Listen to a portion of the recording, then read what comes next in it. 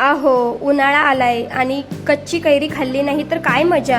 आज आपण कच्च्या कैरीची चटणी बनवणार आहोत. त्याच्यासाठी आता आपण एक आंबा घ्यायचा आहे. आंब्याला साल काढून छोटे छोटे तुकडे बनवून घ्यायचे आहेत. आणि एक कांदा मी चिरून घेतलेला आहे.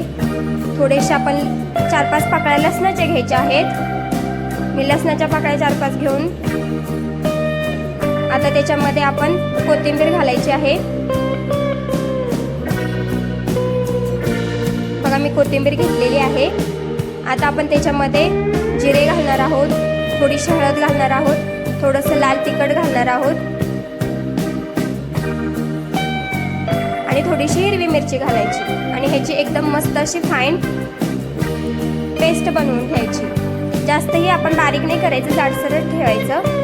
आणि आता याला मस्तपैकी आपण जिरे मोहरीची फोडणी देऊया.